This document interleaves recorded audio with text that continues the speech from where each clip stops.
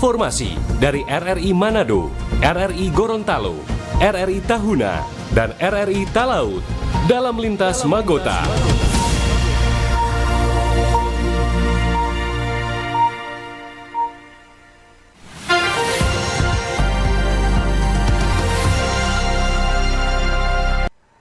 Pukul 17 waktu Indonesia Tengah, Radio Republik Indonesia dengan berita Magota, Manado, Gorontalo, Tahuna, dan Talaut.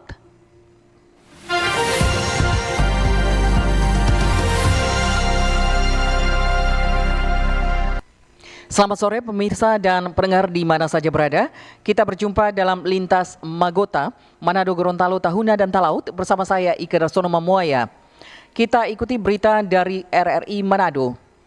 Jamaah Haji Sulawesi Utara Kloter 13, debarkasi Balikpapan, tiba di Manado dan dijemput langsung Gubernur dan Wakil Gubernur Sulawesi Utara.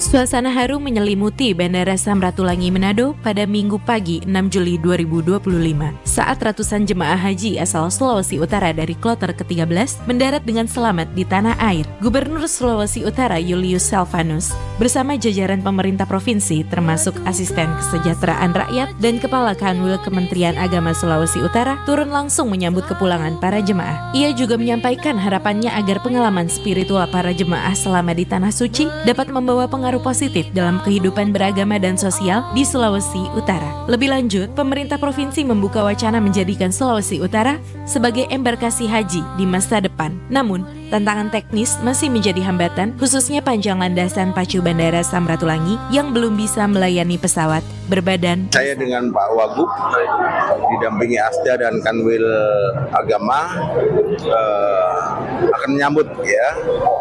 Tentunya waktu lalu kami lepas dan pagi ini kami akan menyambut jemaah kita. Harapan dari pemerintah Provinsi Sulawesi Utara Pak untuk jemaah haji Pak yang sudah tiba di tanah air Pak. Kami sangat berharap dan tentunya jemaah kita pulang dalam keadaan sehat ya. Semoga menjadi jemaah jadi haji yang mabrur gitu ya. Dan tentunya dengan pengalaman-pengalaman rohani selama di Mekah tentunya akan menjadikan pengalaman juga nanti di Sulawesi Utara ini ya. Ya Pak, untuk ke depannya Pak, tahun-tahun berikutnya Pak, apakah Sulawesi Utara bisa menjadi embarkasi Pak, bagaimana Pak? Kita sudah hitung kalau bandara di sini nggak bisa. Di sini nggak bisa karena terlalu pendek, pesawat besar nggak bisa. Tetapi ada solusi-solusi lain nantinya. Ya. Penyambutan jemaah haji ini menjadi bukti perhatian pemerintah terhadap masyarakat sekaligus momen refleksi dan rasa syukur atas selesainya ibadah haji dengan lancar. Fika Hamzah, RRI terus mengudara untuk Indonesia.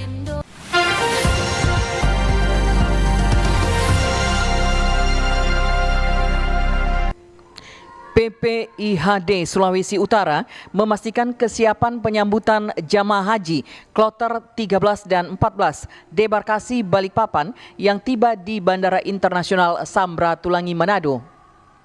Panitia Penyelenggara Ibadah Haji Daerah atau PPIHD Sulawesi Utara memastikan kesiapan penyambutan jemaah haji kloter 13 dan 14 debarkasi Balikpapan yang akan tiba di Bandara Internasional Samratulangi Manado. Kloter 13 yang tiba pada hari Minggu 6 Juli 2025 terdiri dari 360 orang jemaah dan petugas. Mereka berasal dari Kabupaten Bolaang Mongondo Utara, Bolaang Mongondo Selatan, Bolaang Mongondo Timur, Bolaang Mongondo, Kota Mobagu, Kota Bitung, Kabupaten Minahasa Tenggara, dan Kota Tomohon. Kedatangan jamaah haji menggunakan 2 penerbangan Lion Air dengan nomor JT3765 dan JT3767.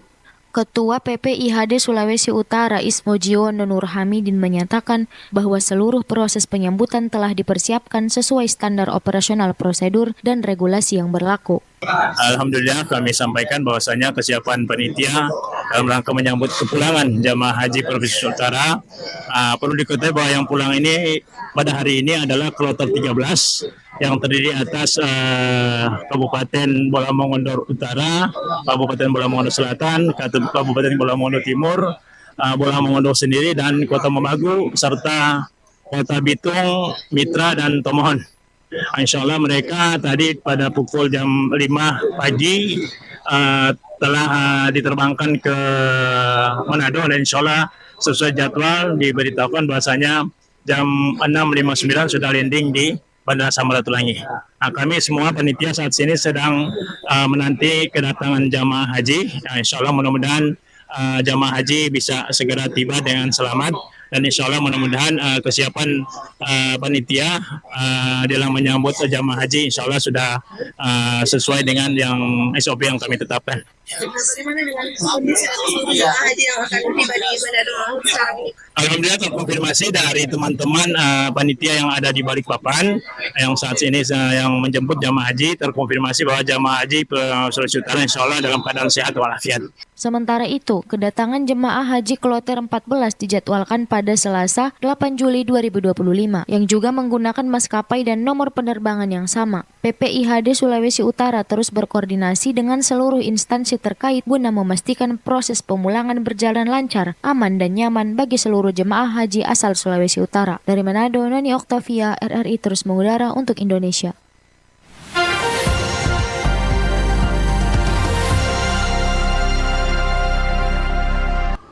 Pendengar dan pemirsa, selanjutnya kita ikuti berita dari Gorontalo. Sebanyak 172 jemaah haji kelompok bimbingan Haji Multazam Telaga Gorontalo mengikuti syukuran penerimaan kembali. Jemaah haji kelompok bimbingan Multazam Telaga Gorontalo dalam keadaan sehat dan utuh. Berikut laporan Hendra Rauf. Sebagai rasa syukur terhadap kepulangan jamaah haji musim haji 1446 Hijriah 2025 Miladia, KBIH Multazam Telaga Gorontalo menggelar doa syukuran penerimaan kembali jamaah kelompok bimbingan haji tersebut. Terkait dengan hal itu, Ketua KBIH Multazam Telaga Gorontalo UJS Adu mengutarakan untuk mempermantap pemahaman jamaah dalam menjalankan ibadah haji, pihaknya terus memaksimalkan keberadaan tahapan haji seperti tanazul dan murul. Dikatakan meskipun selama menjalankan ibadah haji banyak tantangan yang dihadapi oleh para jemaah haji Provinsi Gorontalo secara umum dan khususnya kelompok bimbingan Multazam, semuanya itu dapat teratasi dengan baik. Kegiatan-kegiatan yang dilakukan oleh pemerintah Arab Saudi, perubahan-perubahan yang sudah ditetapkan, ada tanajul, ada murul, namun tiba-tiba dirubah, adakan perubahan batal tanajul dan murul yang kami sudah latih dari sini. Manasik itu kami sudah latih benar-benar, tapi dibatalkan.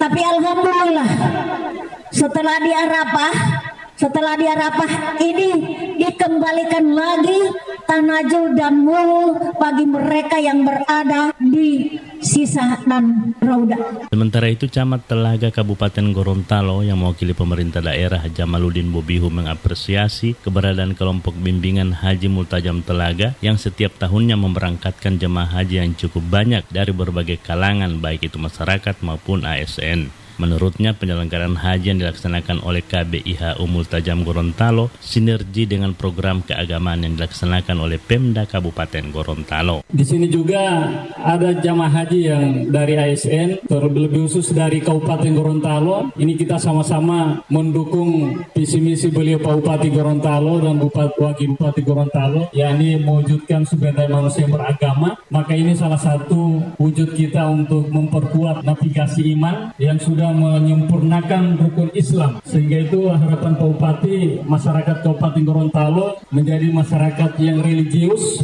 mengedepankan keagamaan dalam kehidupan sehari-hari, aktivitas kita sehari-hari. Doa syukuran penerimaan kembali jamaah haji kelompok bimbingan Haji Multazam Telaga Gorontalo merupakan ajang silaturahim dari seluruh jamaah haji tahun sebelumnya. Dari Gorontalo, Hendra Rauf, RRI terus mengudara untuk Indonesia.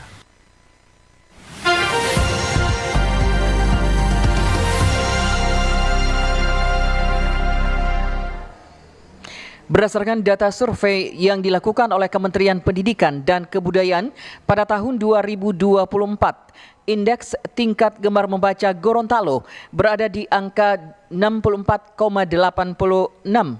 Angka ini menempatkan Gorontalo pada peringkat 10 terbawah secara nasional. Tingkat gemar membaca di Provinsi Gorontalo tercatat berada di peringkat 10 terbawah secara nasional. Berdasarkan data survei yang dilakukan Kementerian Pendidikan dan Kebudayaan pada tahun 2024, indeks tingkat gemar membaca Gorontalo berada di angka 64,86. Ironisnya, capaian ini terjadi di tengah fakta Gorontalo telah memiliki sebanyak 1.465 perpustakaan yang tersebar di seluruh kabupaten kota. Namun banyaknya jumlah perpustakaan belum sepenuhnya berbanding lurus dengan tingginya minat baca masyarakat. Survei ini juga mencatat bahwa rendahnya kesadaran akan pentingnya membaca disebabkan oleh keterbatasan akses terhadap perpustakaan serta masih minimnya kegiatan promosi literasi di kalangan masyarakat. Menanggapi kondisi ini, penggiat literasi asal Gorontalo, Sakina Dunggu, menegaskan perpustakaan memiliki peran sentral dalam meningkatkan gemar membaca, terutama di kalangan generasi muda. Menurutnya, perpustakaan di Gorontalo sebenarnya sudah mendapatkan bantuan buku dari pemerintah, tinggal bagaimana memaksimalkan pemanfaatannya dan memperluas jangkauan pembaca di masyarakat. Kalau saya melihat, sudah pernah berkunjung ke beberapa perpustakaan yang ada di Gorontalo, ini dibilang cukup banyak perpustakaan dari pemerintah yang disediakan. Sedikit terkejut ya melihat data yang menyatakan bahwa Gorontalo itu kita masuk di peringkat 10 terendah. Sedangkan di tahun 2024 kemarin dari Perpusnas itu sudah mendorong daerah melalui program nasional. Ada yang namanya distribusi 1000 buku. Dan yang paling banyak diberikan itu di perpustakaan daerah atau kelurahan. Tahun ini Pohuwato itu ada 43, yang paling banyak dari kota-kota lain. Menurut saya itu mungkin dibutuhkan kerjasama ya, tidak hanya pemerintah tapi juga di lingkungan, misalnya lingkungan keluarga, bagaimana peran orang tua bisa mengajak atau memberikan bahan bacaan kepada anak-anak di rumah, menyediakan buku misalnya. Sakina juga menyoroti pentingnya peran keluarga dalam membentuk budaya membaca sejak usia dini. Ia menyebut dalam meningkatkan minat baca masyarakat tidak bisa hanya mengandalkan pemerintah, tetapi juga butuh peran keluarga. Sebagai bentuk komitmen terhadap literasi, Sakina bersama komunitasnya mengelola Taman Baca Masyarakat atau Rumah Teras Baca yang berlokasi di Kelurahan Dembe 2, Kota Gorontalo. Melalui komunitas tersebut, mereka secara rutin menggelar lapak baca keliling di berbagai ruang publik. Upaya semacam ini diharapkan dapat memperkuat ekosistem literasi di Gorontalo dan mendorong peningkatan indeks gemar membaca masyarakat ke depannya. Dari Gorontalo, Rusdianita, Pro 1 RRI, terus mengudara untuk Indonesia. Lintas Magota, Manado, Gorontalo, Tahuna, dan Talaut.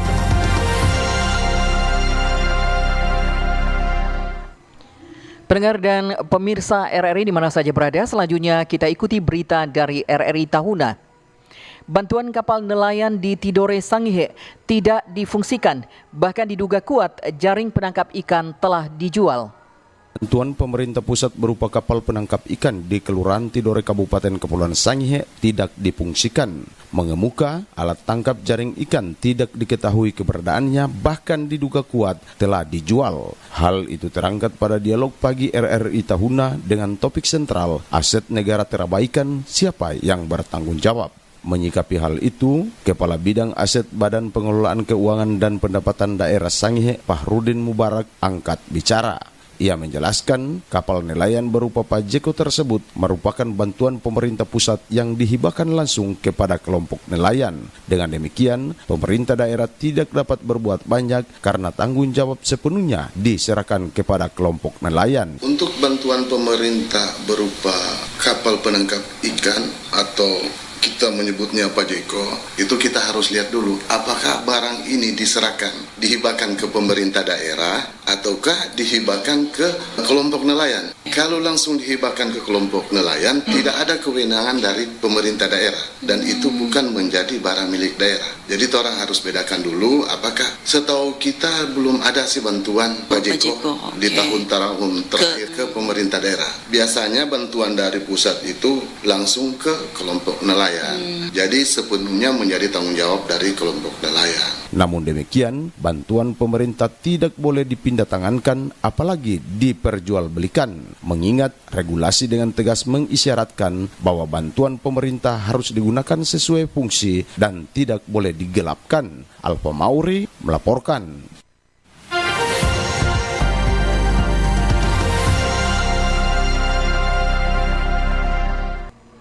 Selanjutnya kita ikuti berita dari RRI Talaut. Pemkat Talaut, evaluasi disiplin aparatur sipil negara.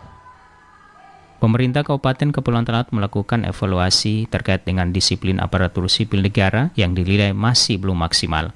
Hal tersebut disampaikan Wakil Bupati Kepulauan Talaut Anisya Bambungan usai memimpin apel kerja ASN Pemkab Talaut Senin 7 Juli 2025. Wabub Talaut menegaskan akan memberikan sanksi bagi ASN yang tidak disiplin dalam menjalankan tugas. Jadi memang suasananya sosial jam 8 sampai supaya mulia kalau dorang mau terlambat atau enggak, ternyata banyak yang terlambat. Pastinya ada punishment sendiri, jadi ada reward dan juga punishment. Jadi kita bekerja sesuai dengan regulasi yang ada, sesuai dengan undang-undang. Dan ditegaskan bahwa setiap tindakan yang saya ambil sudah mendapat petunjuk dan juga ACC dari Pak Bupati. Sebaliknya, reward atau penghargaan akan diberikan bagi aparatur sipil negara yang mempunyai kinerja dan disiplin yang baik sebagai upaya untuk memotivasi dan menyemangati dalam menjalankan tugas sebagai abdi negara. Dari Kabupaten Kepulauan Talaut, Marsuki Mengero terus mengudara untuk Indonesia.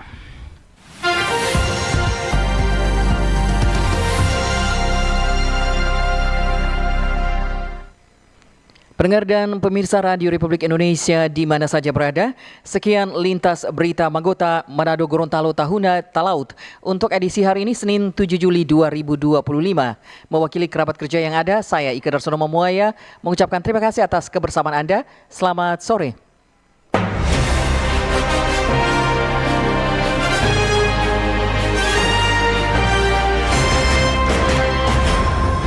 Demikian informasi dari RRI Manado, RRI Gorontalo, RRI Tahuna, dan RRI Talaut dalam Lintas Magota.